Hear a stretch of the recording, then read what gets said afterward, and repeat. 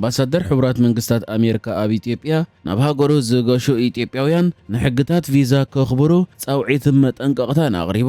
ኤርቪን ማንሲንጋ ብቪድዮ ኣብ ዘመሓላለፈ መልእኽቲ ናብ ኣሜሪካ መስኣትኻ ካብ ዝተፈቕደልካ ናይ ግዜ ገደብ ንላዕሊ ምጽናሕ ዘኸተሎ ሳዕቤናት ምስራዝ ቪዛ ምስጓግ ከምኡ'ውን ኣብ መጻኢ ቪዛ ምንጻግ ከም ዝርከብዎ ኣብሪሁ ኣሎ። ካብ ዝተፈቕደልካ ግዜ ንላዕሊ ንምጽናሕ ዘገብር ምኽንያት የለን እውን ኢሉ። ከምኡ ምግባር ንኻልኦት ቪዛ ከይረኽቡ ዕንቅፋት ዝፈጥር ምዃኑ እውን እቲ ዲፕሎማስያኛ ኣሚቱ ኣሎ። ፕሬዚደንት ኣሜሪካ ዶናልድ ትራምፕ ከም ዘነጽሮ ናብ ኣሜሪካ ንኽነብሩ ይኹን ብንግዲ ወይ ቱሪዝም ንሓፂር ግዜ ዝገሹ ወጻእተኛታት ብፋይናንስ ወይ ቁጠባዊ መልክዕ ርእሶም ዝኽእሉ ክኾኑ ኣለዎም ዝብል እዩ ብምባል እውን እዚ ኣምባሳደር ሓቢሩ ኣሎ። እዚ ጾር ህዝባዊ ኣገልግሎት ከይኮኑ ዝዓለመ ምዃኑ እውን እቲ መልእኽቲ ይጠቅስ።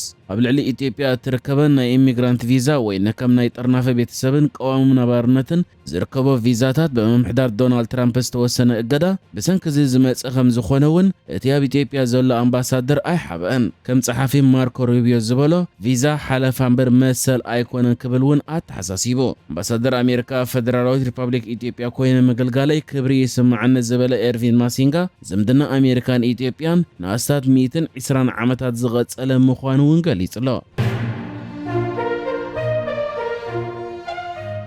ኣብ ኤርትራ ኣብቲ ብፍላይ ጋዜጣታት ብሕቲ ብብዝሒ ዝነበራሉ ግዜ 1997 ክሳብ 2001 ከምኡውን ድሒሩ ኣብ ጋዜጣ ሓዳስ ኤርትራ ፍሉጥ ካርቱኒስት ዝነበረ ብኮብራ ዝብል ቅጽል ስም መሃሪ ኣዘናጋዒ ኮሜድያዊ ካርቱናት ዘቕርብ ዝነበረ መምህር ቢንያም ሰሎሞን ድሕሪ 15 ዓመታት ማእሰርቲ ከም ዝተፈትሐ ቤተሰቡን ፈለጡን ከም ዝሓበሮ ማዕከን ዜና ቢቢሲ ገሊጹ። እቲ ኮብራ ብዝብል መጽውዒ ዝፍለጥ ስነ-ጥበበኛ እዋናዊ ዛዕባታት ፖለቲካን ማሕበራዊ ህይወትን ዝትንክፉ ንቐፍትን ኣዘናጋዕትን ኣዝዮም ብዙሓት ካርቱናት እውን ኣፍርዮ። ነቶም ስራሓት ኸኣ ኣብ ጋዜጣታትን መጽሔታትን ድሓር ድማ ኣብ መጽሓፍቲ ጠርኒፉ እውን ከም ዘሕተመ ይፍለጥ። መምህር ቢንያም ፈለማ ኣብተን ኣብቲ እዋን ህቡባት ዝነበራ ሰቲት፣ ጽጌናይ፣ ቀስተ ደበና፣ መቃልሕ፣ ዘመን፣ ኣድማስ ዝተባሃላ ፍሉጣት ጋዜጣታት ብሕቲ ካርቱናቱ ይሕትም እዩ ነይሩ። ድሒሩ ኸ ኣብታ መንግስታዊት ዝነበረት ትርክታ ዝተባሃለት ጋዜጣ ማሕበር መንእሰያትን ተምሃሮን ወትሩ ኣዳላዊ ካርቱን ከም ዝነበረ ይፍለጥ። መምህር ቢንያም ብጀካዚ ስነ-ጥበባዊ ሞይኡ ቤት ትምህርቲ ካልኣይ ደረጃ ደብረጽዮን ቅድስቲ ማርያም ኣስመራ እውን ኣዝዩ ንፍዕ መምህር ዓውደ ትምህርቲ ፊዚክስ ከም ዝነበረን ረቂቕነት ገዛኢ እትብል መጽሓፉን የሕቲሙ ከም ዝፈልጥን እውን ይሕበር። ንዝሓለፈ 15 ዓመታት ከዓ ተኣሲሩ ድሕሪ ምጽናሕ ሕጂ ተፈቲሑ ምህላው ቤተሰቡን ፈተውቱን ንማዕከን ዜና ቢቢሲ ከም ዝሓበሩ ተገሊጹ ኣሎ። ድሕሪ መፍትሑ ኣብቲ ብወንጀል ምርመራ ዝፍለጥ ኣብ ማእከል ከተማ ኣስመራ ዝርከብ ዳሕረዋይ ክፋል ካልኣይ መደበር ፖሊስ ተኣሲሩ ከም ዝነበረ ሓደ መቕረቡ ንቢቢሲ ሓቢሩ እዩ ዘሎ።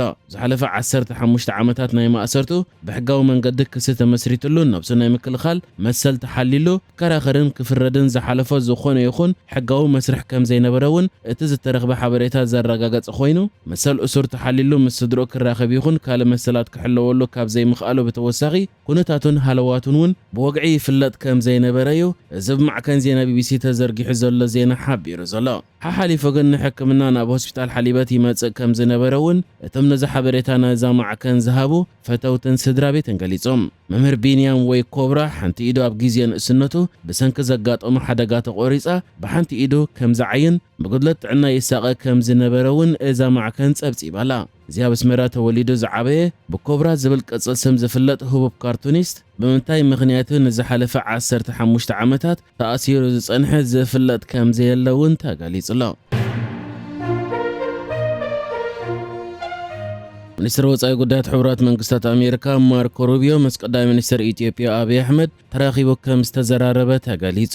ኣሜሪካ ኣብዚ እዋን ኣብ ኩናት ኢራን ተጸሚዳ ኣብ ዘላትሉ ግዜ ጸሓፊ ጉዳያት ወጻኢያ ብዛዕባ ዞባዊ ምዕባለታት ቀርኒ ኣፍሪቃ ኣመልኪቱ ምስ ቀዳማይ ሚኒስትር ኢትዮጵያ ኣብይ ኣሕመድ ተዘራሪቡ ዘሎ።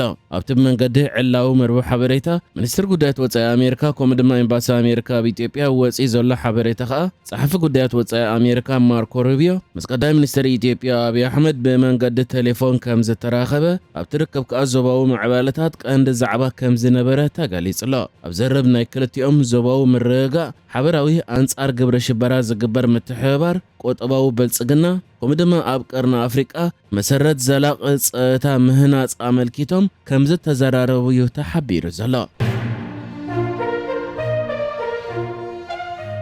ሃገራዊ ፌደሬሽን ኩዕሶ እግሪ ኤርትራ ንሃገራዊት ጋንታ ኤርትራ ንኸሰልጥን ዝመረጾ ግብጻዊ ኣሰልጣኒ ነታ ጋንታ ንምዕባል ዘኽእሎ ክገብር ምዃኑ ቃላት እዩ። እቲ ኣብ ዝሓለፈ ቅንያት ዝተመዘዘ ግብጻዊ ኮሓ ሃሽም ያኪን ድሮ ናብ ኤርትራ ኣትዩሎ ምስ ኮሚሽነር ባህልን ስፖርትን ዘመደ ተኽሊ ኣብ ዘካየዶ ርክብ ነታ ካብ ኣገዳሲ ውድድራት በኺራ ጸንሐት ሃገራዊት ጋንታ ብምውዳብ ንቕድሚት ክትግስግስ ኣብ ምግባር ክሰርሕ ምዃኑ ከም ዝገለጸ ብወገን ኤርትራ ዝወፀ ዜና ሓቢሩሎ።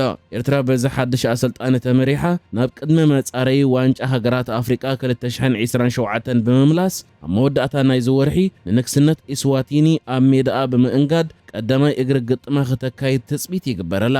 ብዛዕባ ኩነታት ኩዕሶ እግሪ ኤርትራ ኣፈናዊ ሓበሬታ ከም ዘለዎ ዝገለጸ እቲ ኣሰልጣኒ ሃገራዊት ጋንታ ኤርትራ ኣብዚ እዋን ምስቲ ኣብ ግብፂ ዓቢ ብቕዓት ኣብ ምምስካር ዝርከብ ዓሉ ሱሌማን ሓቒፋ ብምህላዋ ተስፋ ከም ዘለዎ ይኣሚቱ።